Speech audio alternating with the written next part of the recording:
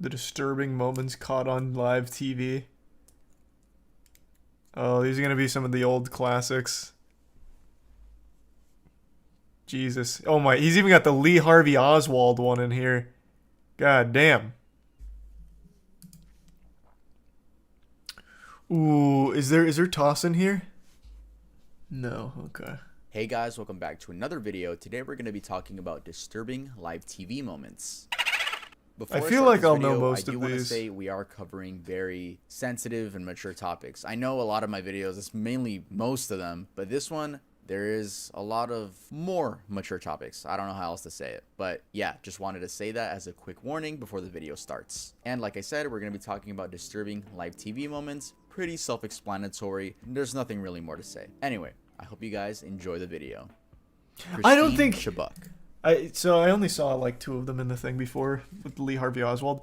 I can't imagine he'd bring up the like live suicides one.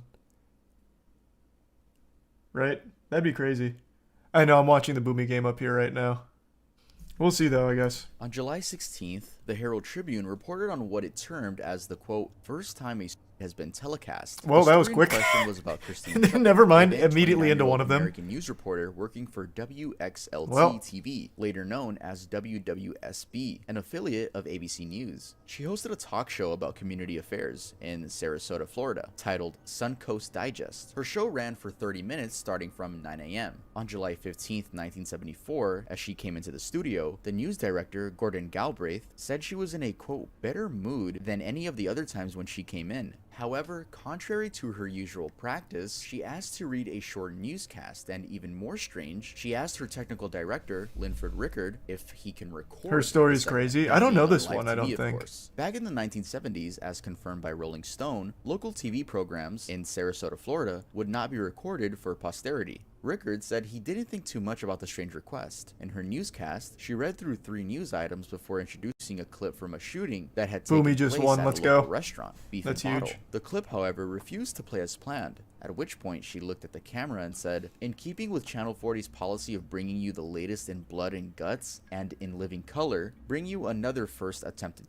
She pulled out a .38 caliber Smith & Wesson and shot herself in the head just behind the right ear. Immediately, she slumped forward and struck her head on the news desk and then fell to the floor. The director, Rickard, faded the screen to black and then played a full movie after a short PSA. A bit of mayhem ensued as some viewers tried to call in to check if the shooting was real, while some people called the police. It was estimated that a few hundred people were watching when the incident happened. Chubbuck died a few hours later in the hospital, where she had been rushed after the incident. A natural question following this case is why? Why did she choose to end her life, especially in such a gruesome way? Well, in the words of Simmons, the station's director, quote, "The crux of the situation was that she was a 29-year-old girl who wanted to be married and who wasn't," end quote. It was a known fact that Chubbuck had a problem with maintaining intimate relationships, and this had led her to depression. Holy shit. She had a habit of self-deprecation That's not even for being, old. quote, dateless. One incident showcasing this was when she baked a cake for a colleague, George Peter Ryan, for his birthday. She was trying to get his romantic attention, only to find out he was involved with a different colleague, sports reporter Andrea Kirby. Her coworker said Chubbuck was, quote, brusque and defensive whenever anyone tried to be friendly with her. An interesting fact about her death is that among the scripts she was reading as part of the newscast was a note with instructions on how her suicide should be reported. Simmons, the news director, said part of the script read, "TV 40 news personality Christine Chubbuck shot herself in a live broadcast this morning on a Channel 40 talk program. She was rushed to Sarasota Memorial Hospital, where she remains in critical condition." Another fact which explains how she sneaked the gun into the building is that she was a great puppeteer. That morning, she carried a brown bag and 2 puppets and placed them under her desk. They were seen by the technical director, but since they were props, he thought nothing of it. Given that the broadcast did they have like occurred a in little puppet show on this 1974, channel it's conceivable, often? though extremely unlikely, that the could have been captured on video by a home viewer at the time. At the time, a number of rudimentary VCRs were commercially available, including the U-Matic, one of the earliest home recorders. Yet having one in a household in 1974 was extremely unlikely due to its high price. The video is regarded being extremely difficult to obtain unless some other proof comes about, which means someone else recorded it. I mean, it's not exactly like a collector's item. Like, you're not gonna find that tape like it's something out of, you know, The Ring or something. Like, there's just no way. Especially not for like a fucking Sarasota news channel. There's no way anyone had that device, the Umatic or whatever. And what's up, Io? And was watching at the time. So the only way you'd get that is from like the actual station. Io, what's up? Io, come here. Come here. Io. You can hear her out there. There's audio of it, like confirmed real audio. Have you guys talked about this on the podcast? No. The one we talked about on the podcast was a very different situation. It was a news story where I can't remember if it was the host or the person they were interviewing pulled out a shotgun and blew their fucking brains out. It was terrible. It was a politician with a handgun. Nope. That's a different one. Another one that was also broadcast is there was a pedophile who had molested some guy's child. He was like a karate instructor. He kidnapped the kid, molested the kid. He finally got caught. He was standing trial. And as he was walking back, the dad pretended to be on a payphone, turned around with a revolver, shot him, blasted him. And then the dad got off with no charges. Beautiful. That was an absolutely fucking wild video with a happy ending. That one's still iconic. Yep, why, Gary, why? Everyone was so calm about it too. Like after he shot, the guy like that went up to him. He's like, "Why, Gary? Why?" Io, come here. Right, hold on, let me go get Io real quick. What's going on? Alright, I'm back. She just wanted some pets. She didn't want to come in. Thanks for some nodes. Many people claim to have seen the video from places other than the initial live broadcast, such as early websites, FBI training DVDs, and Mondo movies like Faces of Death. She did want to come Although up. given Hello, the Io. circumstances, this seems implausible. The tape is still in Molly Nelson's possession, the widow of the former WXLT-TV owner, according to a June 8, 2016 report by Vulture. For reasons he never revealed, her husband maintained a copy of the tape, which was given to her upon his passing. She felt uneasy when she started receiving demands to see it after this was made public. She claims that she gave the tape to a sizable law firm for safekeeping and that she has no plans to ever let anyone view it. She also claims that she only kept the tape because she wanted to commemorate her late husband.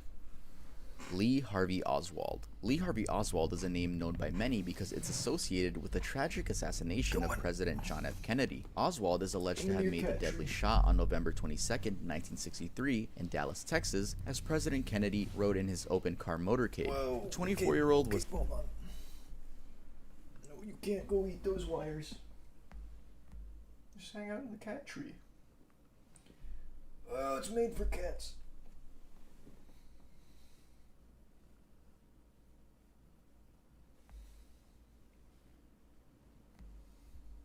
Oh, Jesus, what? Oh, Jesus Christ. I know, Io's great. No.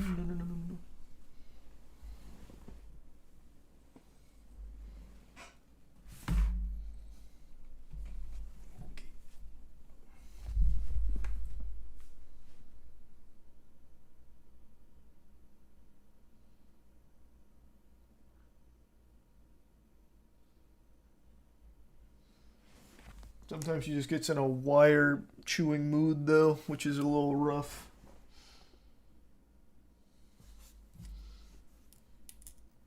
Thanks the Bits Thunder. You ever hear of Kin McElroy? No, I've never heard that story at all. Yep, I did watch the Boomy set. Was that the last one of the night? set for trial on November 24th, 1963, but was shot 'Cause the and stream's killed before down it now. ensued. His case then became full of speculation, with some believing that he indeed shot the president, while It others was? argued Okay. otherwise. Yeah, I got to watch it Evidence then. in support of his conviction I thought there was was that still on one the day more. of the assassination, he had been seen on the 6th floor of the work Makes me building so with an creepy. assault rifle. He was seen Boomy leaving the wasn't scene of the trolling, he was shooting, just and having a police fun. officer, J.D. Tippett, confronted him some distance away from the shooting. This was still less than an hour after the shooting. He's alleged to have shot the police officer and fled. On the other hand, evidence against his conviction is, for example, the conclusion by the House of Representatives Assassination Committee in 1979 that another shooter might have been involved in the assassination. What's up? Oh, Jesus. What are you doing?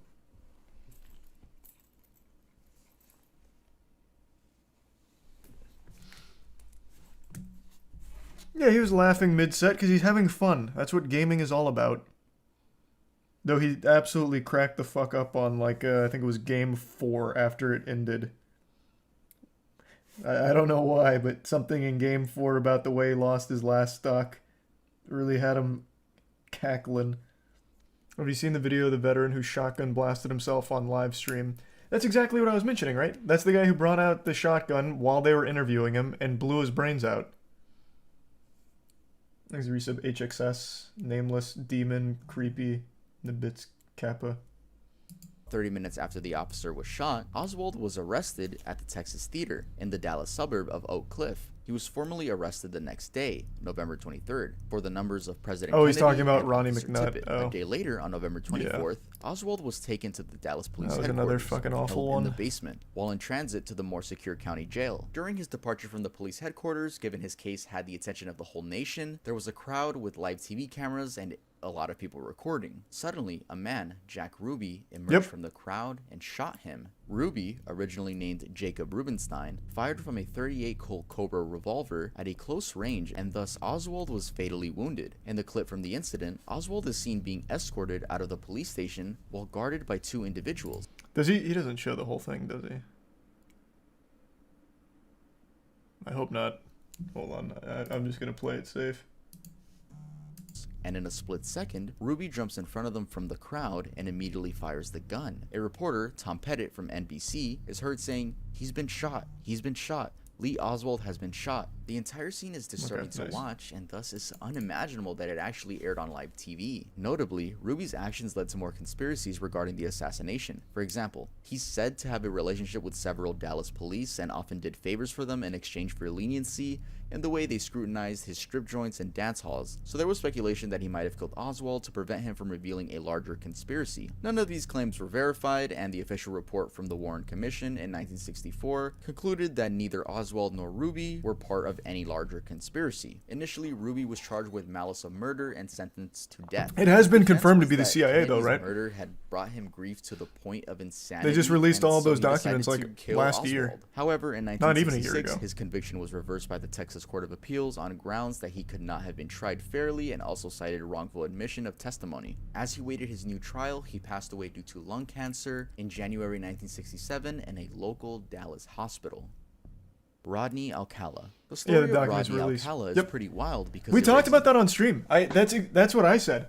So the documents came out. It all but confirmed the CIA was behind the assassination of Kennedy, and nobody said a word. That shit was crazy. I mean, yeah, I guess it's not fair to say they were behind it. More so, we'll tiptoe around it a bit. More so, allowed, and maybe even, gave a little nod. But yeah, that was wild. People had wanted those documents to release for a long time. They finally did it, confirmed what everyone had suspected for a long time, and nobody said shit. I did not know this. Do I believe you? You can look it up. I pulled them up on stream. The documents went public. That's why I'm talking about it. Here, let me... Where do you find them again?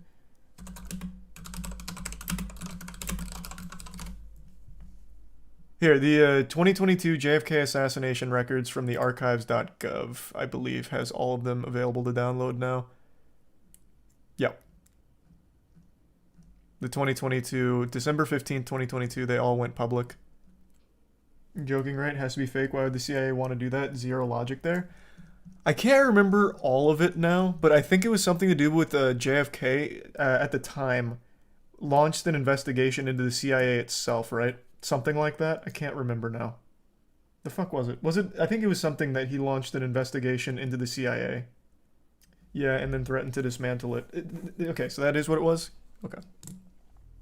The question, how did a serial killer end up on a live TV dating game? To This better one's understand also why very his well TV known. appearance was disturbing, we first have to go through his background. Before his TV appearance, Alcala was suspected to have murdered at least 4 people. This is considered a conservative number by some because other accounts place his total murders at about 130, a combined number for before and after the live TV appearance. His childhood background is a little hidden, but He it's wanted to known cut the that he was CIA born in budget San by Antonio, 20%, Texas not in dissolve it. 1943. Like I said, I'm He moved with his foggy on family the to details. I Mexico just when know he it was was 8 something with the years old, CIA and he then wanted 3 to years later, he investigate and moved with his change. mother back to suburban Los Angeles. His father had abandoned them after just 3 years in Mexico. He then joined the army as a clerk at age 17 but was medically discharged. He had a nervous breakdown and was dismissed on mental health grounds. Also, he was brilliant with an IQ of 135 and even managed to attend UCLA and later New York University studying film. In 1969, age 25, Alcala attempted his first kill. The victim was Tali Shapiro, an 8-year-old girl he lured into his apartment in Hollywood. The incident happened on September 25th in 1969 when Shapiro, then a second grader, was walking along Hollywood's Sunset Boulevard and accepted a ride from Alcala, who lied about knowing her parents. A good Samaritan who saw the abduction followed Alcala to his apartment and then called the police. Officers came and tried to get Alcala to open up unsuccessfully, so they busted down the door and found Shapiro on the floor with severe injuries. Alcala had escaped via the back door. This was the first time Alcala showcased his killing signature: beating,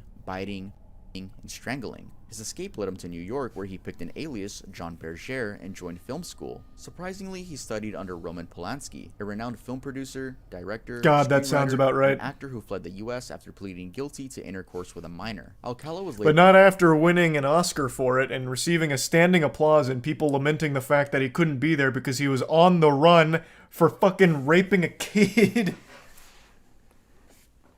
Hollywood is sick, man. Hollywood's fucking sick. And yeah, and he is still praised to this day. That Polanski shit, man. Later convicted of the in 1970, but only served 34 months in jail for defiling a minor, as Shapiro's parents didn't want her testifying at the trial for rape. Fast forwarding to 1980, he was convicted of murdering Robin Samso, a 12-year-old. The conviction was overturned twice before finally getting a death sentence for her murder, and also for the and murders of Georgia Wixted, Jill Parento, Charlotte Lamb, and Jim Barracombe that occurred in the 1970s. It's therefore believed that between 1969 and 1980, he could have murdered a lot more people. In 2012, he confessed to the murders of Cornelia Crilly, flight attendant, and Ellen Hover, an heiress, and in 2016 got charged with murdering 28-year-old Christine Ruth Thornton. Now, knowing his story, it's disturbing that on Wednesday, September 13th, the dating 1978, Alcala made an appearance on the TV matchmaking show, The Dating Game. Even more disturbing is that the day's bachelorette, Cheryl Bradshaw, facing the lineup of 4 eligible bachelors, chose Alcala, going by bachelor number 1. He was introduced as a, quote, successful photographer and a fan of skydiving and motorcycling. During his appearance at the show, it was, however, confirmed that his career was typesetting at Los Angeles Times. The mention of photography was thus a curious bit because it seemed that he only used it to lure his female victims. He would then kill them and have their bodies in grotesque poses before taking pictures. An interesting bit of his appearance on the show was also the kind of answers he gave to the Bachelorette. For example, he said his best time is at night because, quote, nighttime is when it really gets good, end quote. He also did an impression of a dirty old man while at it. He won the game, and with Cheryl Bradshaw, they were supposed to go on and get tennis lessons and a trip to Magic Mountain. However, Bradshaw said her intuition didn't let her. She said that while they were backstage conversing, she got extremely creepy vibes from him, and she just decided to not go with him. And she never saw him again. But those vibes saved her life. Saved her life. WDBJ. She's got a great vibe radar. On a regular morning of August 26, 2015, Maybe 24-year-old Allison Parker, a Davis news and reporter, and 27-year-old Adam Ward, a photojournalist, both working for CBS Roanoke affiliate WDBJ TV, were fatally shot while in the middle of a live television interview. Parker was interviewing Vicki Gardner, a director for a local chamber of commerce, at Smith Mountain Lake in Monetta. At around 6:46 a.m., the gunman, Vester Lee Flanagan II, approached the trio and shot about 15 times from a Glock 19, killing Parker and Ward instantly. Gardner was hospitalized, received surgery for her wounds, and as of 2020, she said she had to come a long way in both physical and mental recovery. Flanagan II was a former journalist at WDBJ and had been fired on February 1st, 2013. He had appeared on air at the station as Bruce Williams. In the incident video, he is shown with an outstretched arm holding the gun and firing repeatedly at Parker. Apparently, he had first hit Ward and Parker tried to run away. She was heard screaming and saying, "Oh my god," as she got shot and fell. As Ward fell, the camera momentarily captured the image of the gunman. The feed was switched quickly to the anchor at the station, who was bewildered and just said, "Okay, not sure what happened there." It was also bizarre that Flanagan had walked up to them and just stopped a few feet away, but didn't start shooting until Ward pointed the camera at Parker and Gardner. It was as if he wanted the interview to go live first. Even weirder is that he posted the whole ordeal on his social media. So, why did Flanagan do this? Well, it's evident that even WDBJ's president and general manager, Jeffrey Marks, knew Flanagan had the potential to do so because in an interview, Marks said Flanagan's name instantly came to mind when he heard about the shooting. Flanagan had left the station, quote, in a cloud, and it was because he was asked to leave and actually escorted by the police out of the station after being fired. Marks I never heard Flanagan about this was an one. unhappy man and was extremely difficult to work with. He'd been dismissed due to many incidents of anger, and he didn't take that well. On the alleged Flanagan Twitter account, the graphic video of the shooting was posted along with a series of tweets referencing Park and Ward. One tweet said, "Allison made racist comments," and another, "Adam went to HR on me after working with me one time." So it seemed there was a personal vendetta. The video posted on his social media has him uttering the word bitch before firing at Parker. Later on, at 8:23 in the morning, Flanagan II faxed ABC News a, quote, note for friends and family, and then called him at 10 a.m. to confess. The authorities managed to track him down using his phone as he tried fleeing using a rented Chevrolet Sonic on the I-81 and then I-86. A trooper tried to stop him after an automatic license plate reader identified the car, but Flanagan sped off. He ran off the side of the road and struck an embankment near Markham, Virginia. He was found in the car with gunshot wounds. They airlifted him to a hospital in Falls Church, but he succumbed to the injuries and was declared dead at 1:26 p.m. Carl Wallenda. That one wasn't even long ago. I never heard of that one. Oh my god. What the fuck? So many places to stop this? Not really, man. Like, you can't just, like, arrest a guy because he's a weirdo. Like, that's a hard line to walk. But I will say, sometimes people actually just look like serial killers. Like, actually. Like, they were literally born to just be a killer. Sometimes people just have that fucking look. Sometimes you can absolutely fucking judge a book by its cover. And it's especially true for fucking pedophiles, too, man. Sometimes you can just immediately look at someone and be like, that guy, he is probably a pedophile. And sure enough, sometimes, right on the money. You guys remember, I think it was 2 years ago, there was I think it was a Facebook streamer. I can't remember. It was a Fortnite streamer, and it turns out he had been very inappropriate with minors. And they released his mugshot, and it was like the most stereotypical, quintessential pedophile shit ever. The guy was, I think he was, what was it? Balding, purple, no, green left beard, red right beard. Fuck, I can't remember. He looked like an actual goddamn fucking clown. And the big meme at the time was, it's always the person you least expect. Obviously toying around with, like, this guy actually looks like a pedophile. Show a picture. Here, I'll pull him up real quick. I think it was Facebook.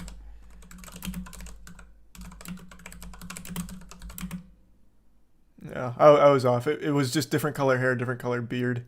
But here, this guy. I don't know actually what happened to this story. I don't remember if he went to jail or not. Let's see. What was his?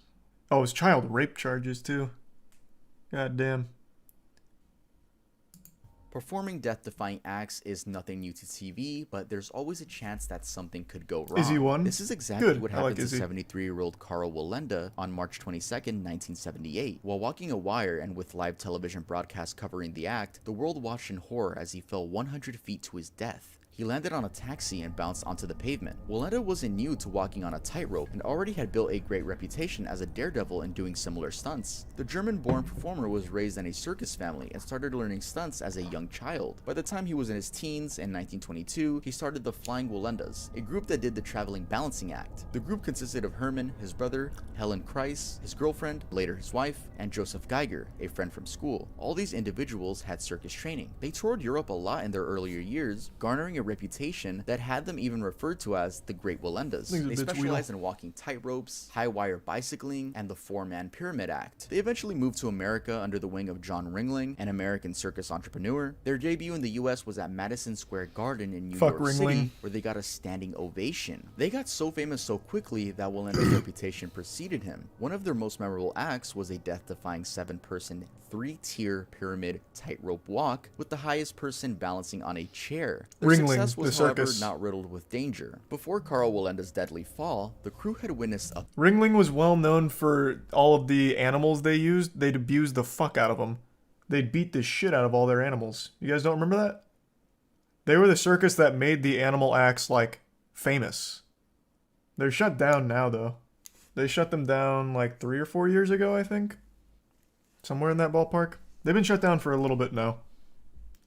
Well, even before they were shut down, they had fallen into so much controversy over beating their animals. But they eventually phased out the animals in order to comply with the abuse complaints. But then they couldn't maintain any kind of profitability, so they kind of fizzled out. Here, let me see. When was it?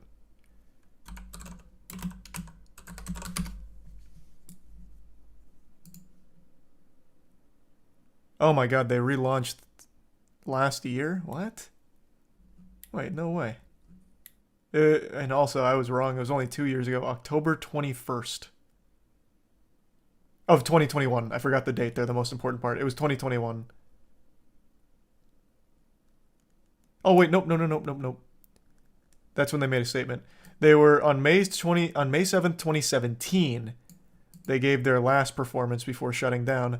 But then in 2021, they announced that they're going to be relaunching in 2023 without animal performances.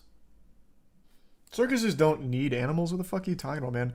Cirque du Soleil is an incredible group, and all of theirs is human performers doing crazy stunts and shit. They even mix in, like, stories. Other deaths. For example, in 1962, at the Shrine Circus in Detroit, the the 7-person pyramid collapsed after the frontman just not wavered. a traditional 3 of the crew circus. died. Wallenda's son-in-law, tightrope partner, and nephew. Wallenda's son got paralyzed from the waist down, while the niece had a serious head injury. Just a year later, Wallenda's sister-in-law fell to her death from a tightrope. Also, just a few years later, another son-in-law died from electrocution after grabbing a live wire while doing a stunt. It seems all these deaths were seen as less compared to the success he got. For example, setting the world high wire record by walking 1,800 feet across Kings Island. He also did a high wire walk across the Tallulah Gorge. On the day he fell to his death, he was in San Juan, Puerto Rico, for a performance to attract his audience to the Pan American Circus performance that he was to do with his 17-year-old granddaughter, Rita. The stunt was held at beachfront hotels, where a 750-foot-long cable was strung between Flamboyant Hotel and Condado Plaza Hotel. About halfway through the wire, he struggled against high winds and started teetering. This lasted for about 30 seconds before he fell. A local news crew, San Juan Star, was recording the performance for broadcast. Jane Baird, the reporter, said that around the midpoint, the wire was, quote, dancing underneath him. Members of his crew who were holding the guide wires yelled at him to sit, Poppy, sit, but as he tried to squat, he was blown off the wire. His death was attributed to multiple fractures and traumas. This, however, wasn't the end of his legacy, since his great-grandson, Nick Wallenda, kept performing insane stunts and even went back to the same location where Wallenda died just to do the same act and successfully complete it. And smarter. Nick Wallenda's the guy who did the, was it the Grand Canyon? I think so. The Grand Canyon wire walk. He has safety equipment. Back in those days, they'd do it all natural. So, dude actually just went up there, no safety equipment, and fucking let it ride. Thanks the bits teach on. Wasn't there a movie about this? I don't know if there was a movie about it or not. Thanks the resub huge. This is something I've said before, and it's super true.